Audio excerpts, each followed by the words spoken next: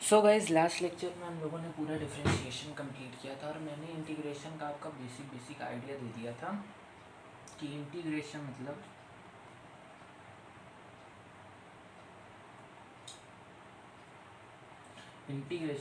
Area, differentiation मतलब slope, integration मतलब area. किसी भी ग्राफ का एरिया, जैसे मान लो कोई भी आपका ग्राफ होता है, अगर वो सिमेट्रिकल होता है या फिर रेगुलर टाइप का होता है तो आप आराम से इस ग्राफ का जैसे एरिया आप आराम से निकाल सकते हो इस ट्राइंगल का। लेकिन अगर जैसे कोई उल झलूल ग्राफ हो जाता है, zoom zoom zoom zoom zoom zoom zoom इस तरह का कुछ ग्राफ हो जाता है एक्सिस के साथ, तो इसका एरिया निकालना बहुत मुश्किल होता है।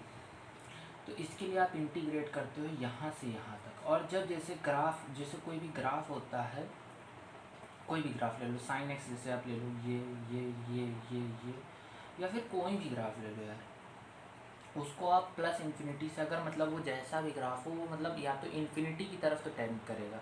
अगर वो ऑड फंक्शन है तो वो माइनस इन्फिनिटी से प्लस इन्फिनिटी तक जाएगा, और अगर इन्फिनिटी है और इवन फंक्शन है तो ऐसे ऐसे इन्फिनिटी से इन्फिनिटी तक जाएगा ही जाएगा, क्योंकि आप वैल्यूज़ रखते जाओ और उसका आंसर आता जाएगा।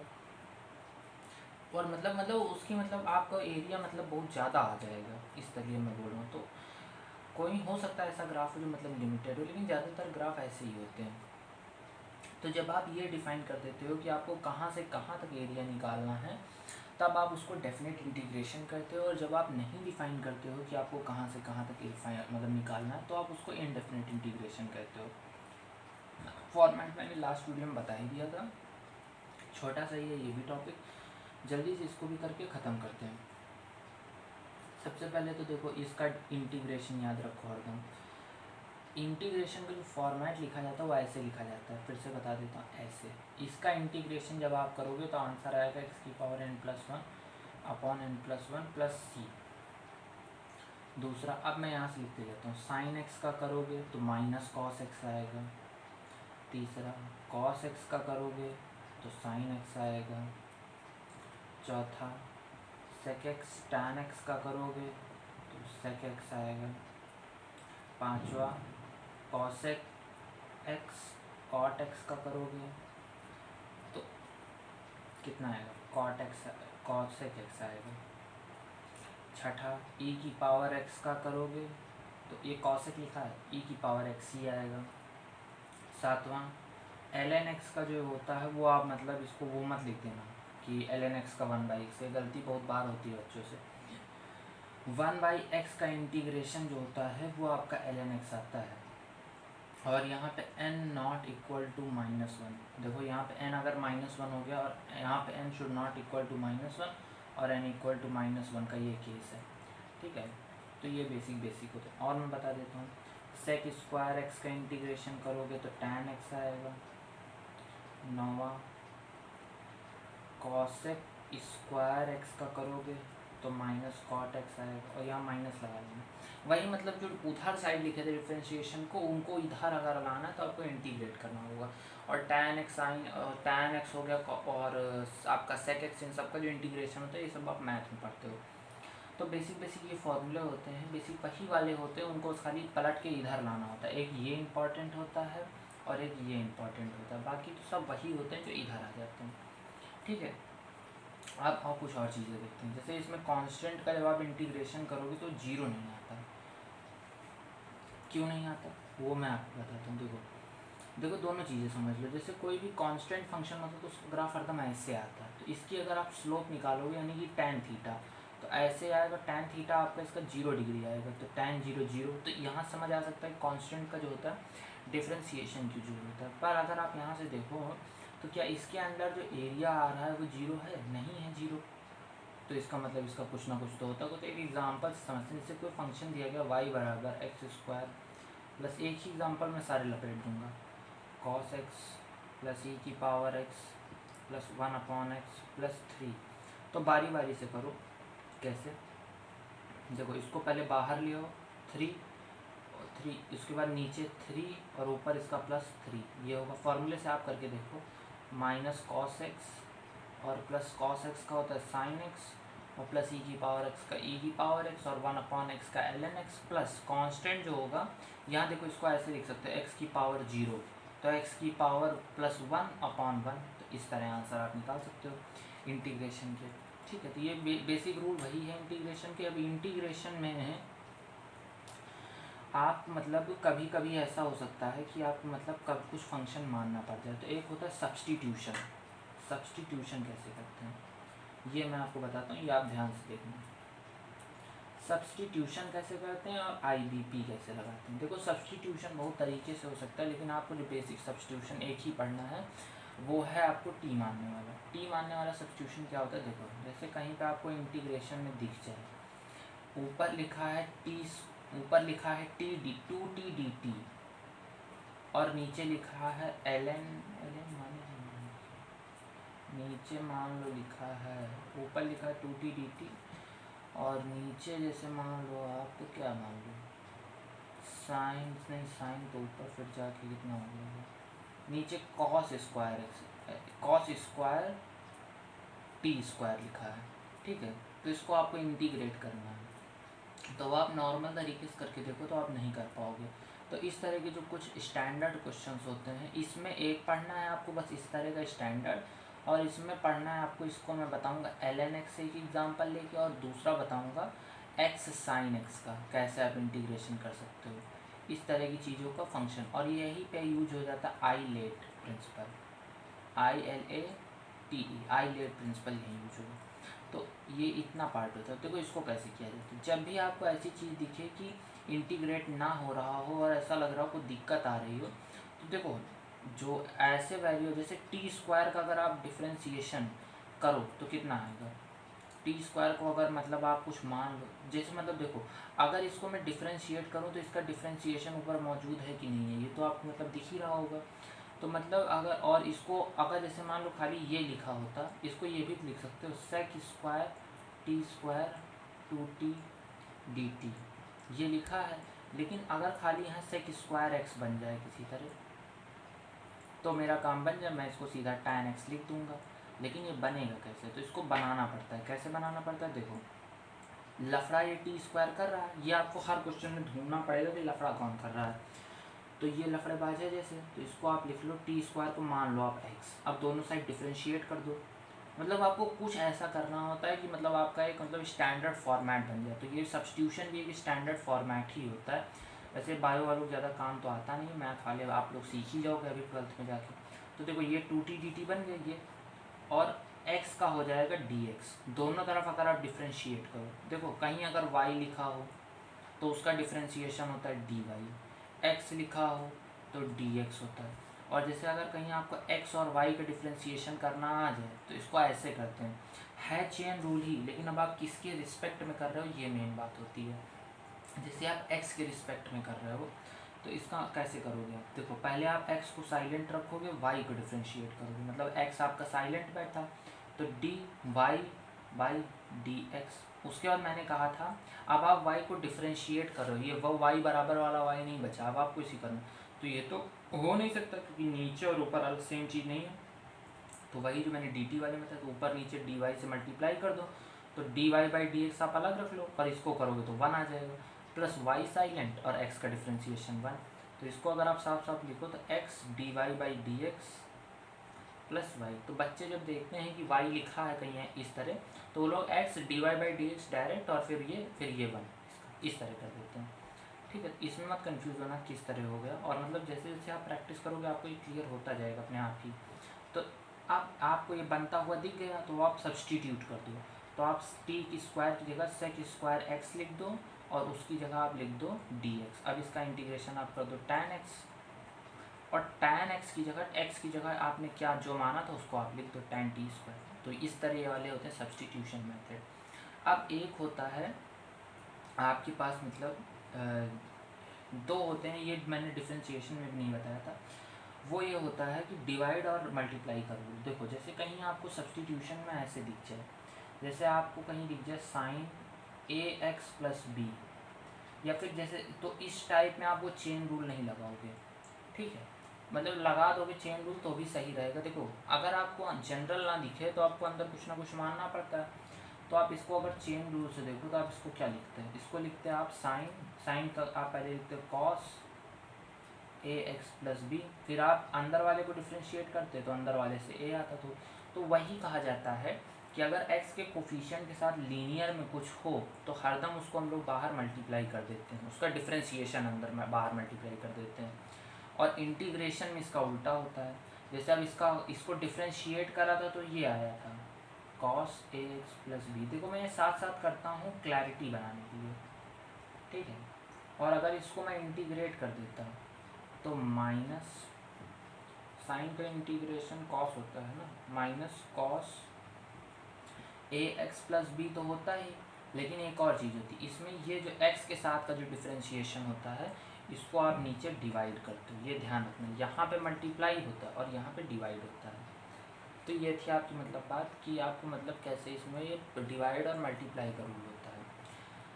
अब पहले तो मैं सोच रहा था यार ये आपको IBP और आईलेट पढ़ाऊँगा, बट ये नहीं पढ़ाऊँगा यार, मतलब कुछ फालतू कहने कहीं नहीं काम आता है। मतलब सब्सटीट्यूशन बहुत हो जाता है। सब्सटीट्यूशन आपको पूरे 11th में नहीं मिलेगा, आपको ये जाके इलेक्ट्रोस्टैटिक्स 12th क्लास में मिलेगा, वो भी बस कुछ पार्ट के लिए बस, और कहीं नहीं मिलेगा। बाकी सब जगह आपको बेसिक इंटीग्रेशन जो मैंने सिखाया बस उतने फॉर्मूले और वही रखने, क्यों आप फालतू में अपना कोर्स बढ़ाओ जब पूरा इस पर एक चैप्टर ही पढ़ना है, ठीक है। तो इतना आपको मतलब मैंने जितना बेसिक बता दिया, इतने से आपके हर क्वेश्चन लग जाने चाहिए और आपको प्रैक्टिस करनी चाहिए इसकी अच्छे से, RD शर्मा वगैरह से। अगर आप बस 12th की हो तो आप एक्सरसाइज 1, 2 तो लगा ही सकते हो, उतनी तो आपको लग ही जाएगी। तो यहाँ तक था हमारा मतलब इंटीग्रेशन का सफ़र और डिफ्रेंशिएशन का। अब हम लोग बेसिक मैथमेटिक्स में आगे बढ़ते हैं। अब बेसिक मैथमेटिक्स में आगे बढ़ने से पहले मैं आपको कुछ चीज़ों से और रूबरू कराना चाहता हूँ जो कि हैं वेक्टर्स। देखो वेक्टर्स जो होता है, वेक्टर देखो मैथ वालों को तो टेंशन लेने की ज़रूरत नहीं है। मैथ वालों के लिए तो ये प्लस पॉइंट हो जाता है कि उन्हें यहाँ पे पढ़ा दिया जाता है। तो जो अच्छे बच्चे होते हैं जो प्रैक्टिस करके रखते हैं उनको तो आगे जाके बहुत फ़ायदा मिलता है। लेकिन बायो वालों को दिक्कत आ जाती है कि उनको सिर्फ ये यहीं पढ़ने को मिलता है और कहीं नहीं पढ़ने को मिलता। तो आप लोग मतलब अच्छे से पढ़ो। अब देखो वेक्टर क्या होता है। वेक्टर कुछ नहीं होता यार। देखो दो बताया जाता है, मैं भी वैसे ही बता रहा हूँ। फिजिकल क्वांटिटीज़ होती हैं वो दो तरह की होती हैं। एक होती है वेक्टर, ये आप मतलब दुनियादारी कहानी सुनी होगी अभी तक। स्केलर, जैसे मान लो मेरे पास, मैं कहीं दुकान पे आलू लेने गया, मैंने उससे कहा कि मुझे 4 kg आलू ला दो, तो उसने मतलब मुझे दे दिया 4 kg। मैंने कहा फिर 2 kg ला दो, तो उसने कहा ठीक ला दो 2 kg। तो उसने मुझे 4 kg 2 kg दिया, मैंने डायरेक्ट ऐड करके 6 kg का पैसा उसको दे दिया। लेकिन तो ये बात हो गई स्केलर की, मतलब इनको हम डायरेक्ट ऐड कर सकते हैं। डायरेक्ट ऐड मेन मुद्दा यही होता है कि इनको तुम डायरेक्ट ऐड कर सकते हो। नो सेंस ऑफ डायरेक्शन होता है, नो सेंस ऑफ डायरेक्शन, ठीक है। और इसमें ये बोल सकते हो कि गिवन बाय डॉट प्रोडक्ट। अभी सब्र रखो, ये भी पढ़ोगे कि डॉट प्रोडक्ट क्या होता है,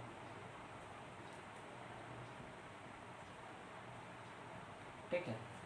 ये आपका मतलब होता है स्केलर प्रोडक्ट। स्केलर प्रोडक्ट ही बोला ही जाता है, स्केलर प्रोडक्ट को ही डॉट प्रोडक्ट बोला जाता है। अब वेक्टर आप इस तरह से समझो, जैसे मेरे पास एक डब्बा है मेरे कमरे में, मैंने 10 न्यूटन की फोर्स इधर से लगाई, 10 न्यूटन की फोर्स इधर लगाई, तो आप क्या बोल सकते हो कि मैंने 20 न्यूटन की फोर्स लगा दी इस पर पूरी? नहीं बोल सकते हो ना। इस पर तो नेट फोर्स जो है वो 0 न्यूटन है ना। तो मतलब ये डायरेक्ट ऐड नहीं हो सकती हैं। फॉलो द ट्राइंगल, अभी सबर करो बताता हूँ। Triangle law of ADDITION, triangle law of addition को ये फॉलो करती हैं, ठीक है। अभी सब सीखोगे कैसे कंपोनेंट करना है कैसे नहीं करना है, वो सब आप सीखोगे। तो ये होती है बेसिक बातें। अब एक होती है टेंसर क्वांटिटी। देखो टेंसर क्वांटिटी जो होती है वो मतलब ना तो वेक्टर होती है ना तो स्केलर होती है, और मतलब लिख सकते हो उसका एग्जांपल करंट, थर्मल करंट और इलेक्ट्रिक करंट, ये एग्जांपल होता है टेंसर क्वांटिटी का। बाकी पूछी नहीं जाती यार कहीं टेंसर क्वांटिटी। अब देखो आगे डिस्कस करते हैं इसमें क्या क्या चीज़ें होती हैं। सबसे पहले देखो इसमें जो आपको मतलब सीखने की ज़रूरत होती है, स्केलर तो यार कुछ पढ़ना नहीं होता, जो पढ़ना होता है सो वेक्टर ही पढ़ना होता है। अब देखो वेक्टर होता है जैसे कहीं होता है ये AB लाइन है ऐसे, तो अगर मैं कहीं इसको लिखता हूँ AB वेक्टर, तो इसका मतलब होता है बी माइनस ए, बी वेक्टर माइनस ए वेक्टर, ठीक है। ये होता है हमारा इसका, अगर ये ए वेक्टर डिनोट करता है और ये बी वेक्टर डिनोट करता है तो इसको ऐसे लिख सकते हो, बी वेक्टर माइनस ए वेक्टर, ठीक है। अब कुछ चीज़ें होती हैं जो मतलब आपको ध्यान देनी होती हैं, वो चीज़ें क्या होती हैं, जैसे सबसे पहले आता है आपके पास ट्राइंगल लॉ। अब ट्राइंगल लॉ क्या होता है, ट्राइंगल लॉ आपसे ये कहता है कि जैसे आपके पास कोई वेक्टर है, ए बी वेक्टर ऐसे है इधर को, फिर उसके बाद बी सी वेक्टर ऐसे है, तो अगर आपका इसका रिजल्टेंट निकालना है, मतलब समझो हर चीज़ को फोर्स से एनालाइज करो। जैसे मैंने मान लो एक फोर्स ऐसे लगाई इस पर, एक फोर्स ऐसे लगाई इस पर, एक फोर्स ऐसे लगाई मैंने इस पर, और अगर इसी फिगर को मैं ऐसे बनाऊँ, इस ब्लॉक पे एक फोर्स ऐसे लगाई, तो मैं अगर कुछ पूछ लूँ मैं आपसे, तो आप मतलब ये मुझे बताओ कि इस ब्लॉक पे नेट फोर्स किधर आएगी, तो आप ये कैसे ज्ञात करते हो। तो अगर देखो आप ट्राइंगल बना रहे थे ना, आप बढ़िया से ट्राइंगल बनाओ, जूम, ये आपने पूरा ट्राइंगल कंप्लीट कर लिया, लेकिन अब अगर आपको डायरेक्शन निकालनी है, और देखना मतलब कि इस, अगर ये ट्राइंगल लॉ से आप डायरेक्शन निकाल रहे हो, तो इसका हेड जहाँ पे ख़त्म होगा, अगले की टेल, ये टेल पार्ट होता है, उसकी टेल वहाँ चालू होगी, और उसके बाद आप ऐसे मिलाते हैं, ऐसे साइक्लिक बनाते हैं, लेकिन आप साइक्लिक ना बनाओ, रिजल्टेंट अगर आपको चाहिए तो आप ऐसे बना दो। तो ये जो होती है लाइन, ये ए, ये बी, ये सी, तो ए सी वेक्टर इस तरह आप ज्वाइन कर दो, ठीक है।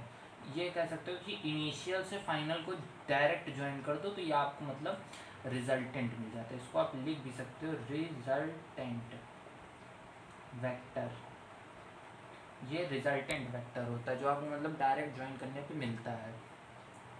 और मतलब इसी तरह करते हैं, इसको उल्टा मत ज्वाइन कर देना। और एक और चीज़ होती है, जैसे मान लो कोई वेक्टर ऐसे है ए बी वेक्टर, और कोई वेक्टर ऐसे है बी सी वेक्टर, तो एक बात ध्यान रखो कि ए बी और वेक्टर भले ही लेंथ में और मैग्नीट्यूड में बराबर हो, लेकिन A B vector is equals to minus times of B C vector, क्योंकि डायरेक्शन उल्टा है, ठीक है। तो ये हमारी वेक्टर की छोटी छोटी बातें थी, क्या होता है। अब और वेक्टर की चीज़ें हम लोग देखते हैं, जैसे वेक्टर में और क्या क्या चीज़ें होती हैं। ये हमारा ट्राइंगल ऑफ एडिशन था। अब वेक्टर में मैं थोड़ी सी चीज़ें और बताऊंगा, फिर उसके बाद हम अगले लेक्चर में कवर करेंगे, जो कि मतलब हमारे पास कुछ कंपोनेंट वाला पार्ट आता है, वो हम लोग अगले लेक्चर में कवर करेंगे। आप देखो सबसे पहले डॉट और क्रॉस प्रोडक्ट, देखो डॉट प्रोडक्ट मैं अभी बता देता हूँ, डॉट प्रोडक्ट मैं इस लेक्चर में बता दूंगा, उसके बाद मैं क्रॉस प्रोडक्ट अगले लेक्चर में बताऊँगा। थोड़े लेक्चर लगेंगे क्योंकि दिक्कत होती है, तो बस खाली डॉट प्रोडक्ट हम लोग इस लेक्चर में सीखेंगे। अब डॉट प्रोडक्ट क्या होता है, डॉट प्रोडक्ट से सबसे पहले सीखो कार्टेशियन सिस्टम क्या होता है।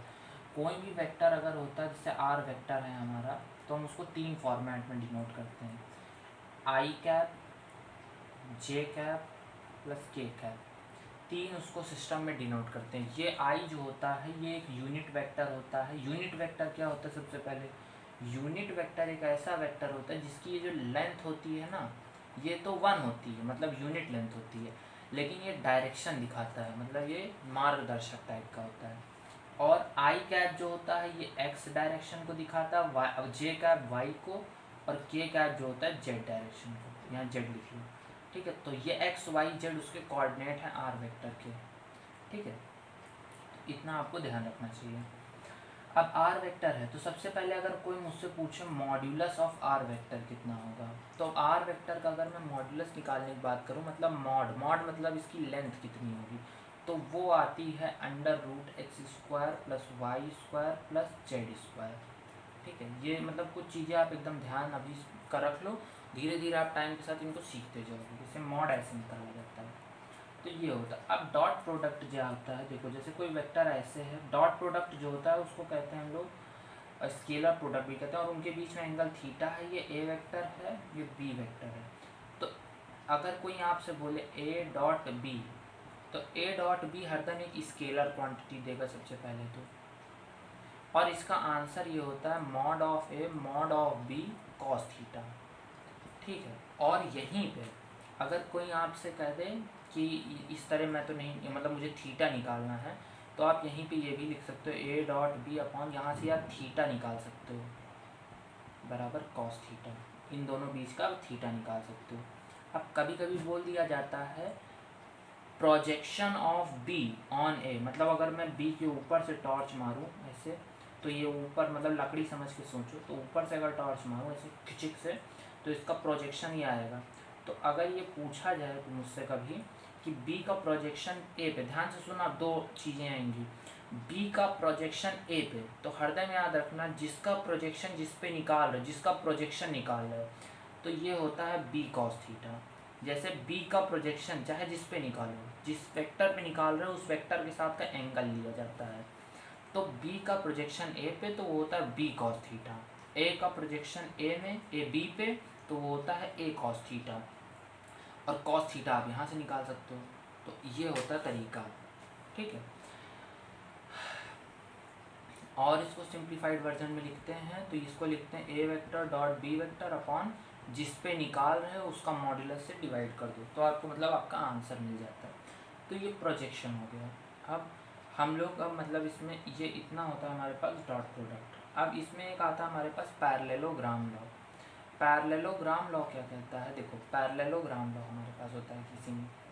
अब पैरेललोग्राम भी कुछ होता नहीं है, ऐसे टाइम पास है। पैरेललोग्राम का एक डायरेक्शन दोनों का समेशन देता है। अब ये लॉ कहता क्या है, देखो ये लॉ मुझसे ये कहता है, देखो सबसे पहले तो एक चीज़ ये बोलो, कोई भी साइक्लिक फिगर होगा अगर उसको तुम डायरेक्ट एक चेन में जोड़ रहे हो, जैसे ऐसे फिर ऐसे फिर ऐसे फिर ऐसे फिर ऐसे फिर ऐसे, इस तरह अगर तुमने किसी का वेक्टर सम कर दिया क्लोज लूप में, तो इसका सम जो होता है वो जीरो होता है, वेक्टर सम सब कैंसिल हो जाते हैं। क्लोज लूप में अगर तुमने इस तरह रेगुलर पॉलीगन का अगर तुम सम निकालोगे तो जीरो होता है, लेकिन अगर तुमने इसको ऐसे कर दिया, पलट दिया, तो ये तुमको नेट वेक्टर सम दे देगा, ठीक है, इन सब का। तो यही हमारी चीज़ होती है, ठीक है।